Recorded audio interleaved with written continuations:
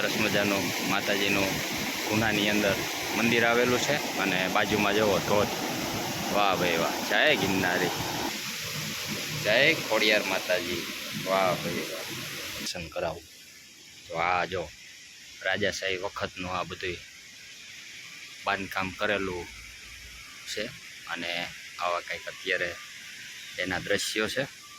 જો તો મિત્રો આવા કંઈક પગથિયા છે જે ખોડિયારમાંના સ્થાનક ઉપર આપણે જવા માટેનો રસ્તો છે અને આવી કંઈક નદી છે જે સોનરખ નદી કહેવાય છે.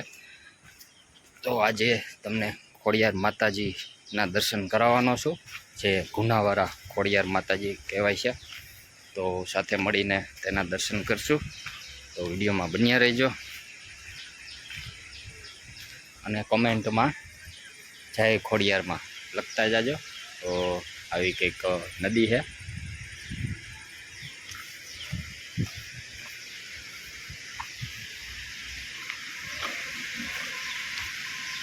જય ખોડિયાર માતા.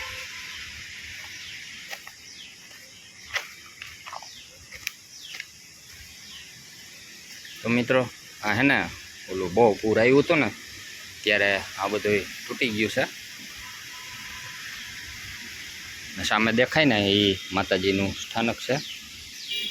અહીંયા ખોડિયારમાંના દર્શન કરવા જાય એ પહેલાં અહીંયા જો તમને થોડીક પ્રાચીન જગ્યાના દર્શન કરાવું. તો આ જો રાજાશાહી વખતનું આ બધું બાંધકામ કરેલું છે અને આવા કંઈક અત્યારે એના દ્રશ્યો છે. જો કોઈ સિમેન્ટ નહીં, કોઈ રેતી નહીં, તોય અત્યારે અડીખમ ઊભું છે. અહીંથી આ તૂટી ગયું છે છતાંય જો હજી એમને ઊભું છે. ઉપર બાપુની મઢુલી છે, જો નજીકથી તમને બતાવું. આવી કંઈક ગોઠવણી હતી એ સમયની. તો આવું તો ક્યારેક જ આપને દુર્લભ વસ્તુ આવી બધી જોવા મળે. આ રોડની નીચે છે એટલે આવું કોઈ જોયું ન હોય. વિડીયોના માધ્યમથી હું તમને બતાવવાનો પ્રયાસ કરું છું. આવી સરસ મજાની બાંધકામ કરેલું છે રાજાશાહી વખતનું. તો ચાલો ખોડિયાર માતાજીના દર્શન કરીએ હવે.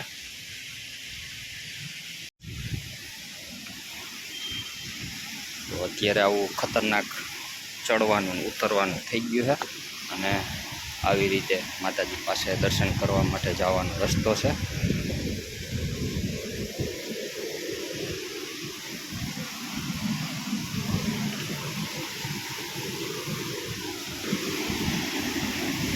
તો હવે આપણે માતાજીના દર્શન કરવાના છે. આવો કંઈક ગુનો છે. જય ખોડિયાર માતાજી. વાહ ભાઈ વાહ, જય માતાજી. અહીંયા તાળું મારેલું છે, નકર આપણે અંદર જઈ અને વ્યવસ્થિત દર્શન કરે. જય મેલડીમાં, જય ચાઉંડીમાં, જય ખોડિયારમાં. તો આવું સરસ મજાનું માતાજીનું ગુનાની અંદર મંદિર આવેલું છે અને બાજુમાં જવો ધોધ. વાહ ભાઈ વાહ, જય ગિરનારી. આની અંદર ઘણી બધી મગરો પણ છે. જો આપણા નસીબમાં હશે તો દર્શન થઈ જશે. આવો કંઈક ગુનો છે અને આ બાજુ પણ સ્થાનક આવેલું છે, તેના પણ દર્શન કરશો.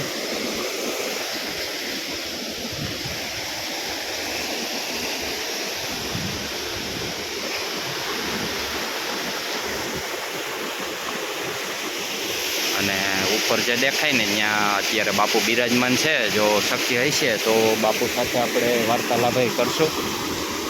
તો અત્યારે આવું કંઈક આ જગ્યા છે જે ખોડિયાર માતાજીનો ગુનો તરીકે ઓળખાય છે. આ તો ખોડિયાર માતાજીનો ગુનો અને આ હતા ખોડિયાર માતાજીનું સ્થાનક.